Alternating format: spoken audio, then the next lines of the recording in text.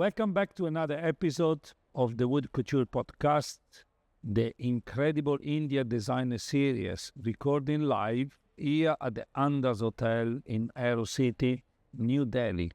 Today, we have the absolute pleasure to welcome the one and only Amit Aurora, partner of Group DCA, and a list of awards as long as a piece of screen. Grandmaster of Design, Design Power List. Can you please stop that? No, absolutely. No, That's what makes you different. We are not going there. 10 most sought after design professional in India. So nobody can take that away from you. But we're all curious to know at what point you decide interior architecture is for me. When is all started? Well, started way back. The firm got officially established in '96, but of course the journey started the day we joined the School of Planning and Architecture. Me and my partner Rahul Bansal. We walked into the school together, met each other virtually. Like we walked in next to each other, and he was the first person I met in the school, and the whole journey of learning, of discovering, it's been a long journey and a very fruitful one, and it's been a very blessed life that I say we have learned, where we have had the pleasure of being there at the right time in a way where Indian economy was opening up, where opportunities were opening up, where travel was opening up. And we had really we have had a beautiful journey of discovering India, discovering world, discovering our heritage, discovering our roots, and have gotten the opportunity to interpret them in our way to suit the needs of a upwardly mobile modern India. We are very global in our outlook. We are very moving at a very fast pace because we had that push gap to catch up to the rest of the world, and we have caught up in the last few decades. So our journey was much faster than what you experienced in the Western world. And as the technology grew, as the ecosystem changed, as the economy grew, the social systems sort of evolved. So did our understanding of design, our opportunities to explore, our opportunities to create solutions. We still have access to a lot of traditional crafts in this country, which is unparalleled in the world, and cutting-edge technology. And we are in a very unique position to marry them and create solutions for a very contemporary India, which is very well connected to the world today. Along your journey, have you had any mentors or people you were looking up to? So that's also very interesting. When we were studying, our exposure was, of course, limited to what was accessible. Internet was still not very, it was just the beginning of internet era. But we grew up in a shadow of, great Indian masters of modern architecture. And so that was so beautiful era to grow up in. We grew up getting inspired, apart from, as I said, our ancient heritage, great modern post-colonial architecture that was happening in the subcontinent.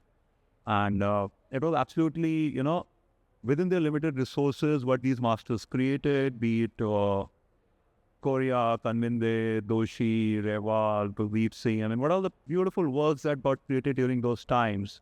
Along with the advent of modern Indian art, you had the amazing artists, Hussain and Sousa, and, it was absolutely the golden era of, post-colonial India, newly independent country, where we had very limited resources. But as I said, we were very aspirational to catch up with the world, and we did. So to grow up getting inspired from them, and as the economy opened up, as the internet threw in more information, we had things to look across the globe. But So of course, right from our faculty when we were studying at the SPA, and we had some brilliant minds who taught us. Two, as I said, influence of these great masters. Two, the exposure that we got internationally. So if I were to name one or two mentors, no. But we had series of these great minds that influenced us. And as I said, we were there at the right time, at the right place to get the best of all the world. What is the best business advice you've been given along all these years? We have been given To you, yeah. Somebody gave to you.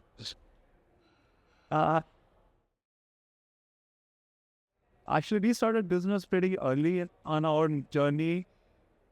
And no, I don't think anybody has ever given me any business advice. Or being an entrepreneur, both being a creative mind and an artist, running a business, does it take away your time from you actually focusing the narratives, the design, or how have you guys managed that? So, okay, forget the business part of it. Just to design something. Design sounds very glamorous, and it is. But just to design something is not something you just sketch and, visualize. It takes a lot more to bring that product or that space or that building to reality. Right. So there's a lot of grind that goes behind that. As they would always say, it's like 1% inspiration and 99% perspiration. Right. And it is true about running any business. And for us, the maximum satisfaction has always come from our product, whatever we are doing, Yes, it could be a product, it could be a piece of furniture, it could be a building, it could be a space, it could be just an interaction or just a intervention into, modifying some spaces or some landscape or something. So the scale of the project immaterial. But the whole journey of making that come true, of working with craftsmen, of dealing with client, of working with our other team members who provide different kind of services, solutions, right down to, somebody who's transporting your goods, and interaction with them, and the business part of it always overlinks. We didn't even know where to draw a line, except for when it came to filing tax returns and all. But then we were lucky to get good advisors with us who have helped us and who have kept us in our, grounded. So, yeah, it's been a beautiful journey where our work and the business part of it sort of seamlessly we grew works. Some of your colleagues yesterday, and this quoting from Vivek Kumar, he said, all of us within the fraternity, in a classroom, we all know each other. The moment we step out, we have no recognition from people. We are not like fashion designer, which everybody knows that. Why is that? So, yes, that is very true. Because everything's said and done, the whole interface of architecture or design with masses in India is very limited. It's a very, if I may say, so firstly, it's a very patron-driven profession. And most of India is still not in a position to, be able to afford directly. So there would be interfaces like the government comes into play to create a mass housing, or there will be developers who would be doing that. Right. But the direct interaction of majority of Indians with our profession is very, very limited. And also the struggles we face with our rapid urbanization and all. And I mean, if you see how Mumbai, how Delhi, how Bangalore, the three cities that you mentioned, you have been to, in a few days. The whole urban landscape has not evolved the way it should evolve. The interaction of our outdoors to our indoors, to our buildings, to our streets, our transport system, our, I mean, we are a country which have urbanized so rapidly and the other infrastructure not kept pace. So we leave a pavement for people to walk in, and then suddenly we have, cyclists and two-wheelers using that pavement, and there's no place for people to walk in. And as I said, so we have urbanized very fast, we have grown very fast, but there's a lot of catching up we need to do in terms of our basic ecosystems. Right. We are everything said and done, and I'm not proud to say, but we are one of the most difficult urban cities for any person with any form of disability to navigate. Wow. I mean, a fully able person like you and me would struggle to walk on daily roads. Can't imagine the one that can't. Imagine anybody with any level of disability. So as I said, we have such basic struggles in our life right now that for our common masses to relate with our profession directly, those interfaces, the struggles at that level are very, very, very different. And though a lot of effort is being made to set cap, but that's where I think there's a huge disconnect, and I think it will take some time for us to get there. One of the hot topic among the young generation is AI, artificial intelligence, and I know what the full form is. Yeah, and so do you think AI can ever substitute the creative human mind? So, yes and no. So there are two aspects, sir. And I always quote this. This was a part of my own journey while growing up. Where long back when I got exposed to, say, Picasso's work, the whole thing of. So I saw a portrait by him, and that portrait was nothing but straight lines to denote a human face. And in that book where I saw that portrait was actually a photograph of that man that whom this portrait had drawn. I don't remember the name. I'm sorry. So I was like, okay, there was a good-looking man, but he has portrayed him in with those straight lines. Yeah. So I think it's like very with those colors. They say I'm trying to bring out what I see in that man. I'm trying to bring out that. And then we go back a little bit. And you say art used to be about drawing portraits.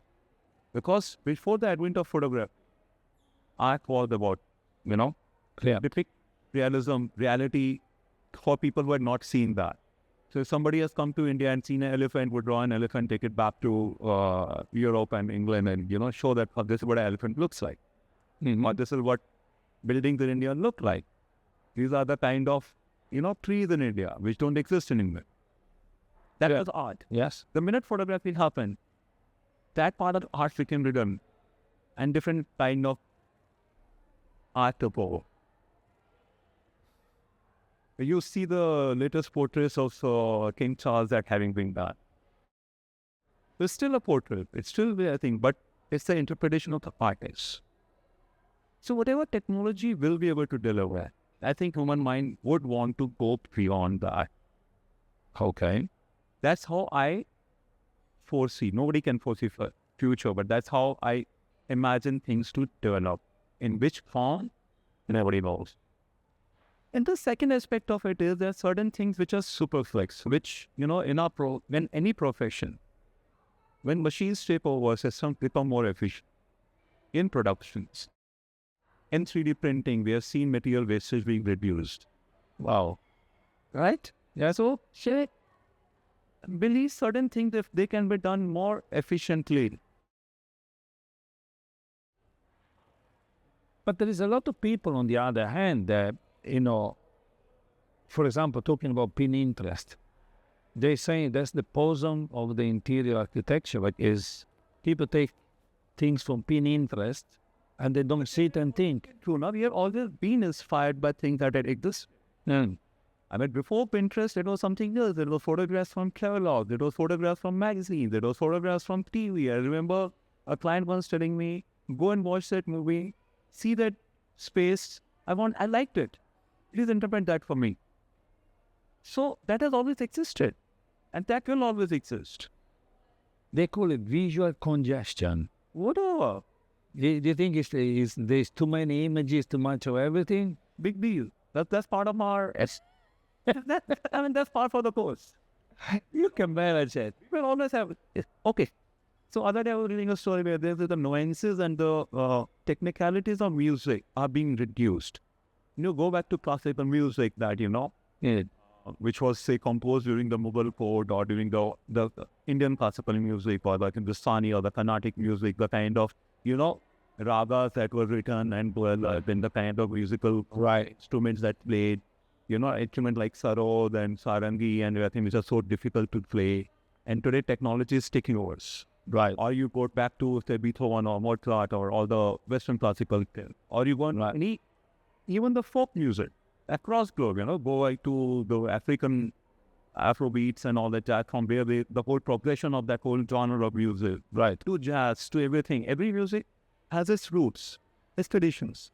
But today, a lot of music is converging all over the world with all the technology. And the whole article was about all the nuances and how the music is becoming simpler. But at the same time, technology is also making it more complicated. True. A DJ can create music without having access to any instrument. True. And every person has that unique opportunity today to create something really, which was non-existent earlier. How many of us could create our own music, go back a few decades? It was impossible.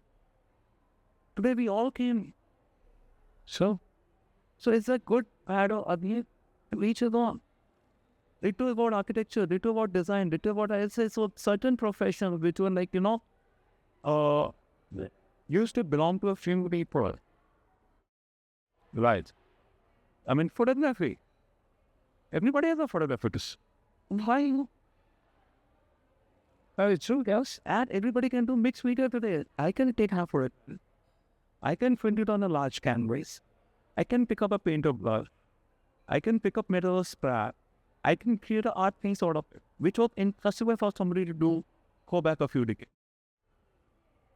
Today, all of us have the opportunity. All of us can bring that inner artist, musician, designer out of. So you sound very much pro-technological innovation. Really. And then it's up to you as an individual or as a practice to stand above the rest. So you don't fear that will take your place, technology. It's fine. That's human progression. That's absolute human progression. Okay. Yeah, give a better solution to you than what I can do. Why not? And for lesser money. Yeah, I'm sure. I'm sure. I would have guessed you leading that way, but it's okay. So, functionality, spatial dialogue, and natural material. It is your mantra. We love that. Tell me a bit more. How do you approach design? So for us, every opportunity we get to do anything, as I said, we are in a very patient-driven perspective. And we design for a very small set of people who are directly using that space. I mean, if you're doing an office, it's like the people are visiting or working from that office or visiting that office. If it's a house, of course, it's people who are living in that house or visiting that house. If it's a bigger building, then what are people who interact with that building? But still, there's a very small set of people who interact with those spaces. So how do we create experiences for them which give them pleasure? They look forward to come and spend time in that space. What makes it different and different not just in once or twice, different not for them to just, oh, I was here and they take a picture and post on Instagram and forget about it. Right. But different every time they go there. They experience every minute that they live or every minute that they spend in that space. Day after day, week after week, month after month, year after year. And that's what we try to create, that individuality in every space. That individuality which gives pleasure and joy over a long period of time without you getting bored. Right. So that's our aspiration. And that's what we try to create. And we have realized that the best way to do that is to keep it things very simple to understand exactly the subset of people who are going to interact with those spaces.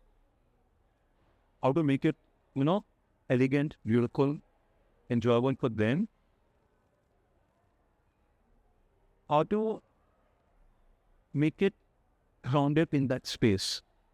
So the locality of the space, the local context in terms of its climate, in terms of its flora and fauna, in terms of how it interacts with the sun and light, how it interacts with its immediate surroundings, how it interacts with the heritage and the cultural history of that space, how it reacts with emotion of the people around it there.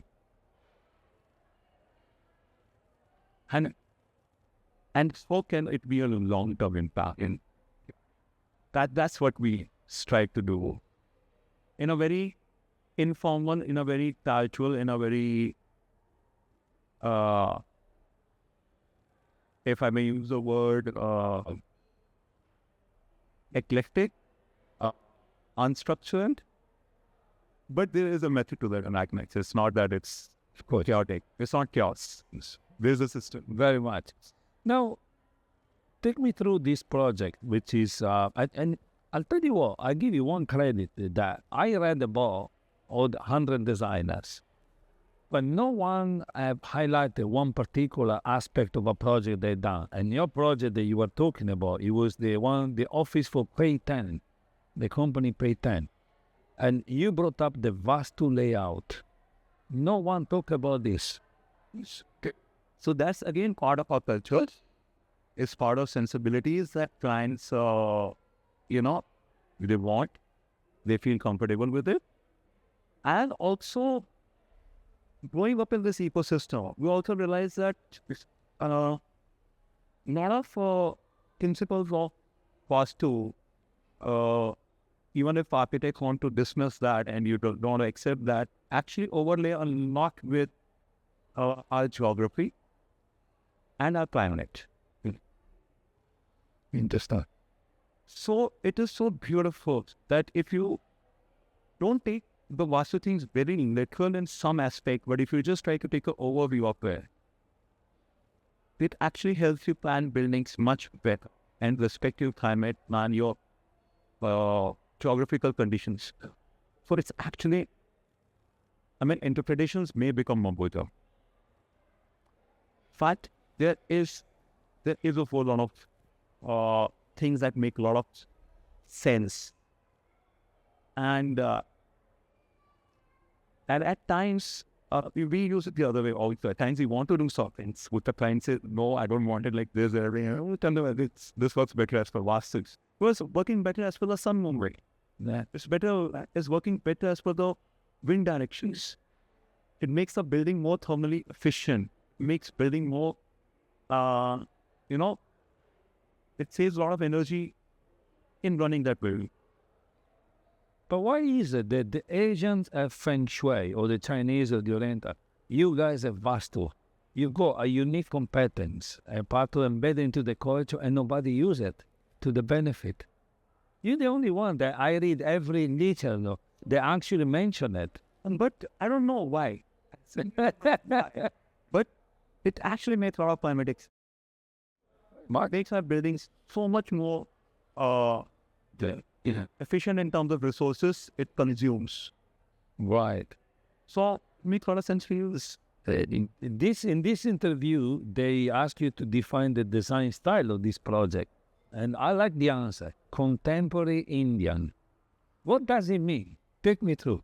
So it's extremely, if you look at the project, if you experience the project, it's a fintech company.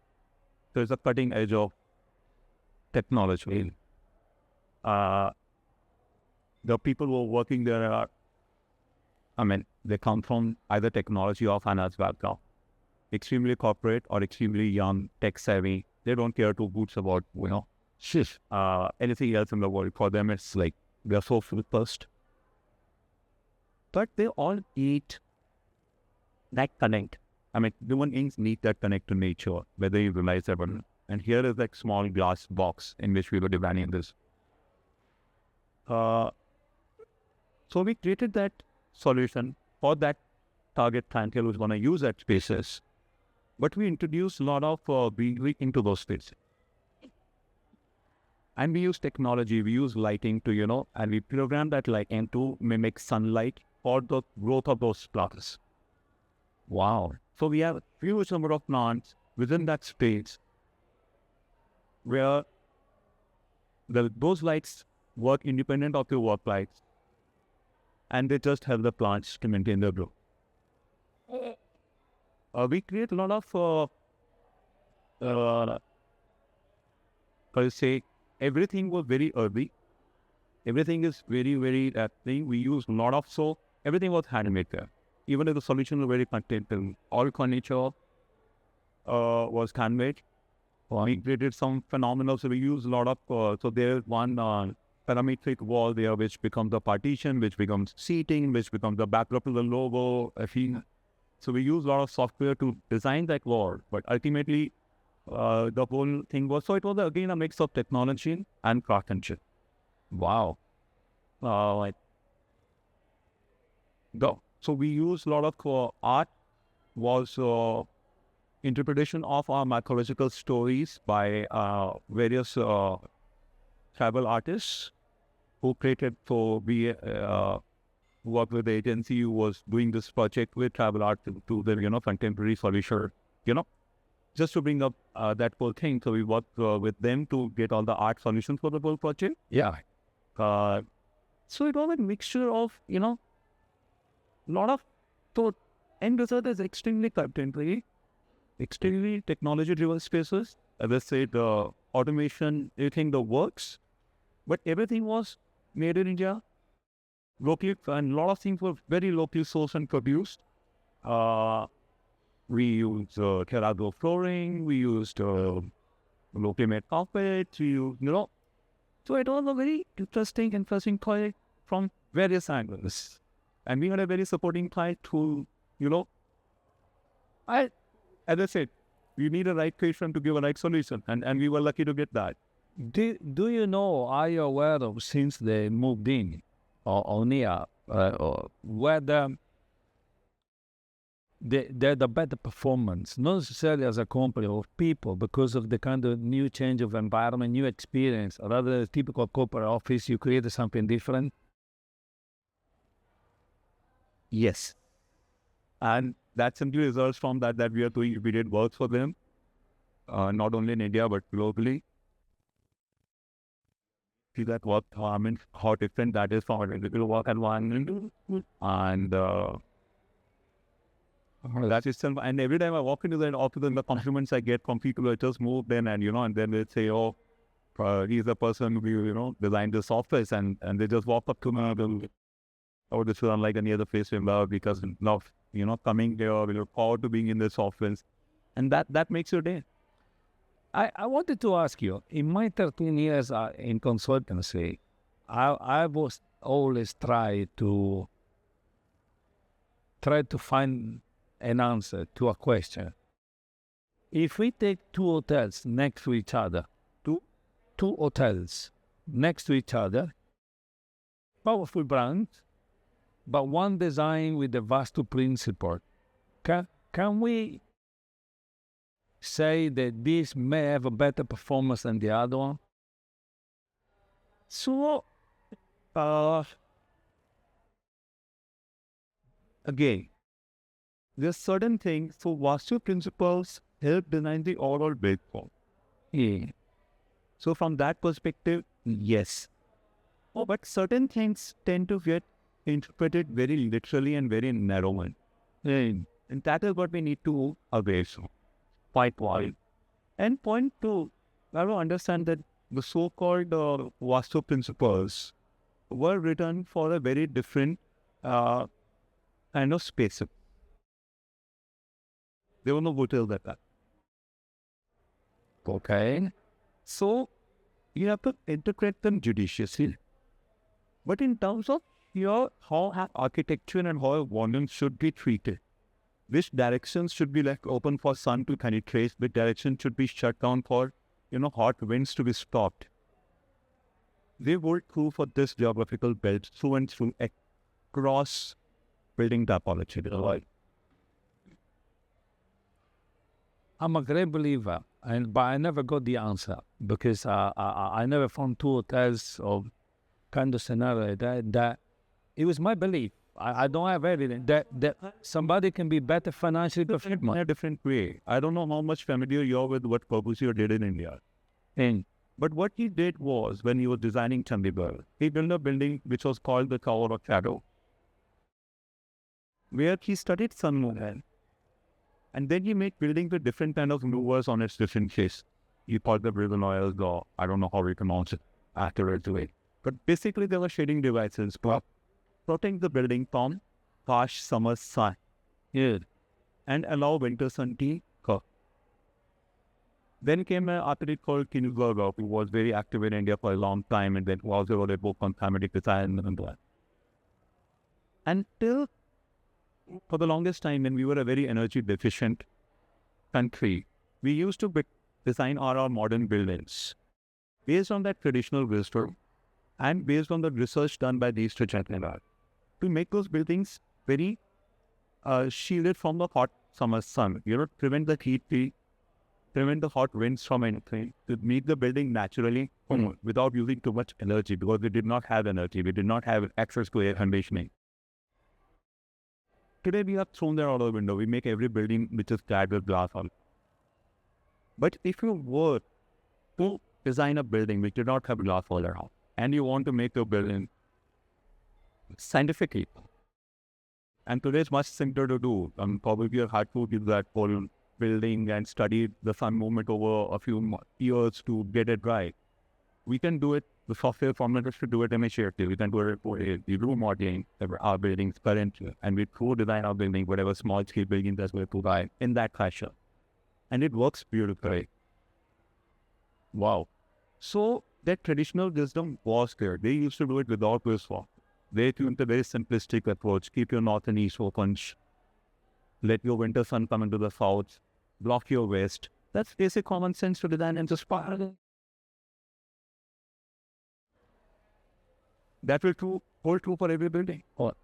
Apart from this project we mentioned just as a case study, what are the projects that you are very proud of? For any I'm sure all project is pride and joy, but is there was particular times or particular project that really say we are very proud for this? I'm gonna give a very cliched answer there. The project that I'm gonna be most proud of is yet to be done. Interesting. Having said that, we keep learning. So we feel very happy, and we give 100% to anything we are doing currently. Right. And we feel that's our best. And our next endeavor is to how to be better than that. And how to learn from that. And when we are trying something new, there's always something to learn from that. It's not that everything comes to absolute perfection, which cannot be, There's always a scope for improvement, and that's what we try to do in our next project. So we feel we are learning, and we feel we are getting better. Technology, material availability is improving. That's helping us, do things which we could not do earlier.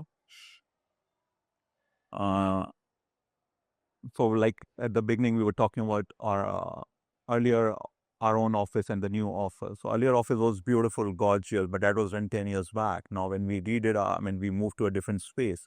Now firstly, the space was very different. So it needed, as well as it gave us the opportunity to try a very different kind of approach to our office, which we did, which led us to, experiment more.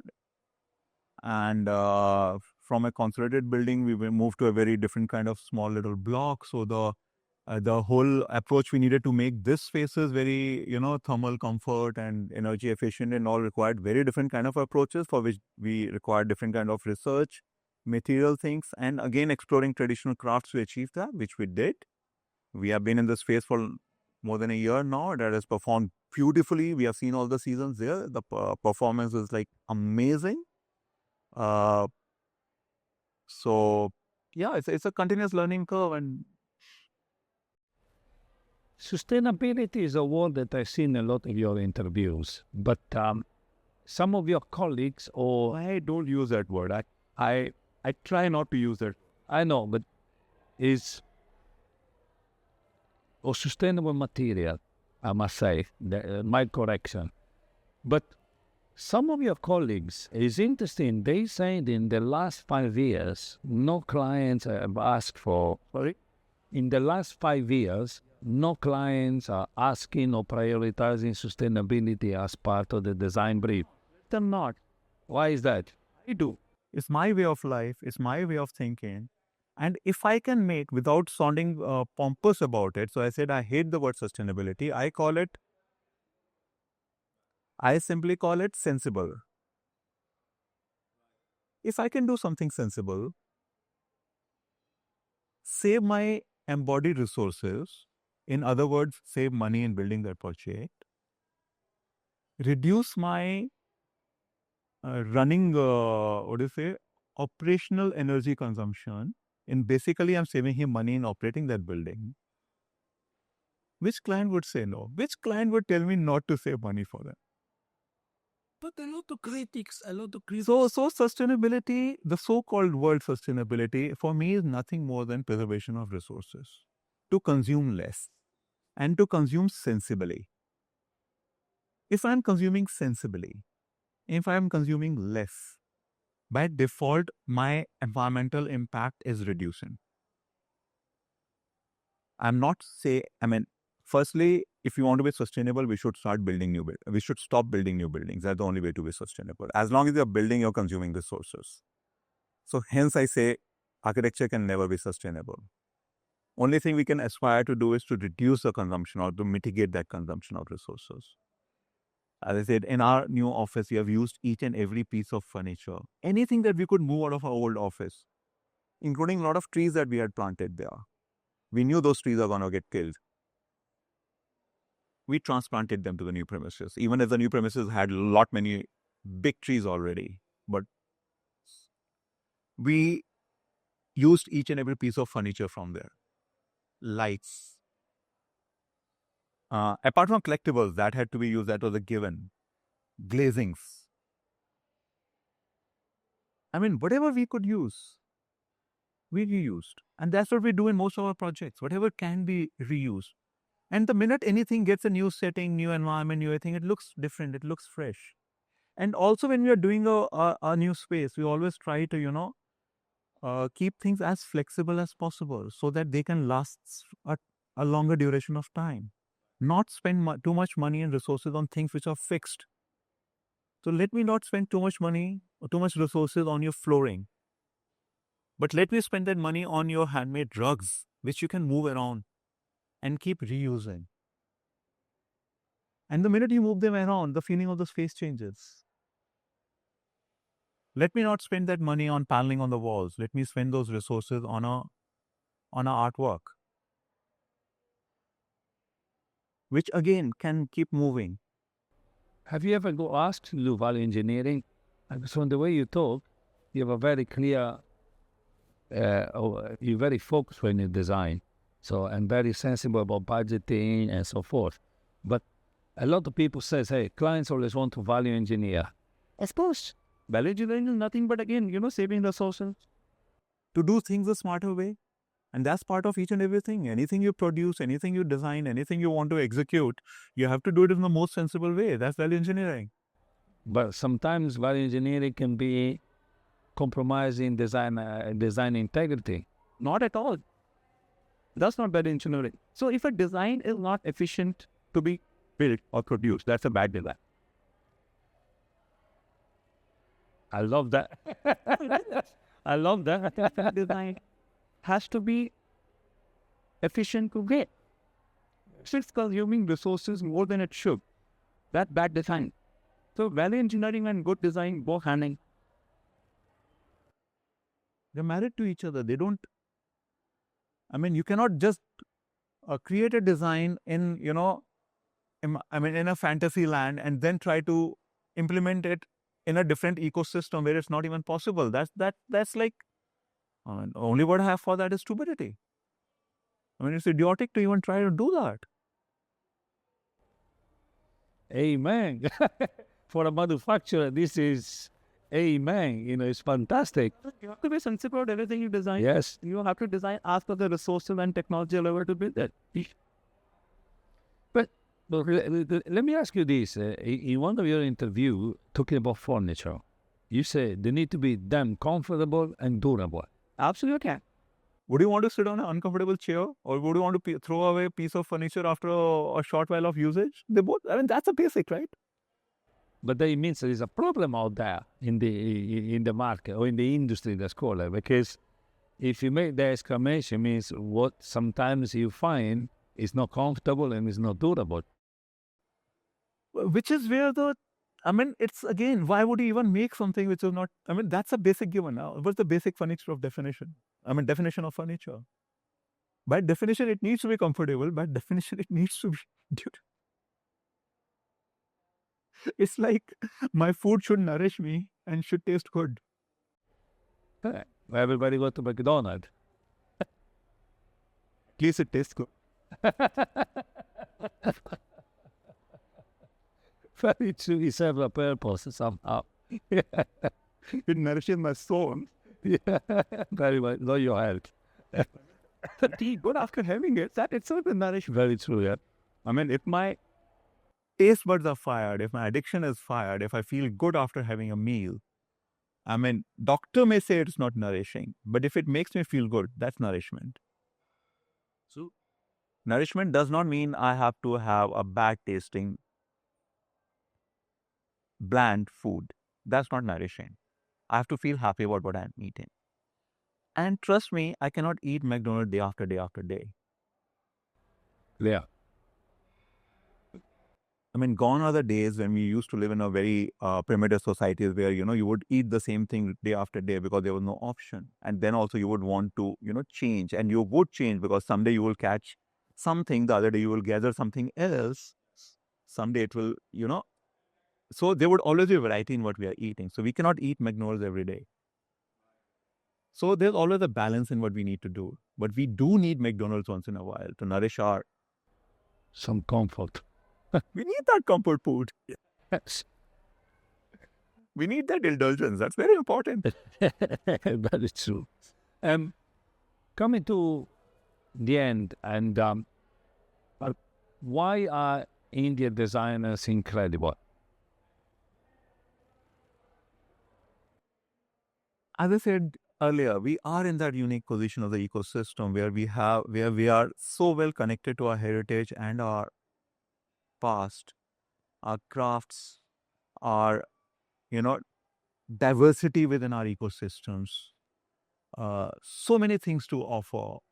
Through the length and breadth of this country, as well as how fast we have adapted to new technologies, and because we started much after the Western world, and we have caught up in terms of technology.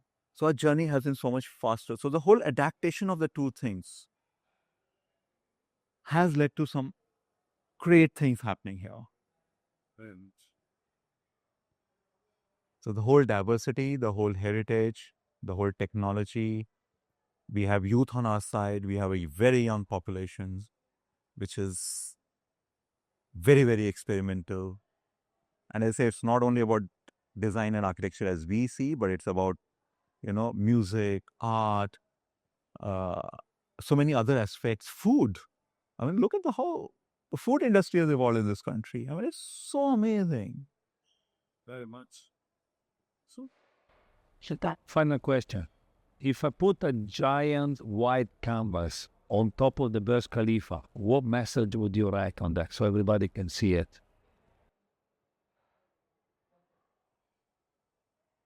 The only thing I would say is love yourself and love your neighbor. Let's leave the world a better place. Let's consume less. Let's consume sensibly. and let's not hate each other. On that note, Amit, thank you very much. Thank you so much. I really Thank enjoyed you. it. Thank you.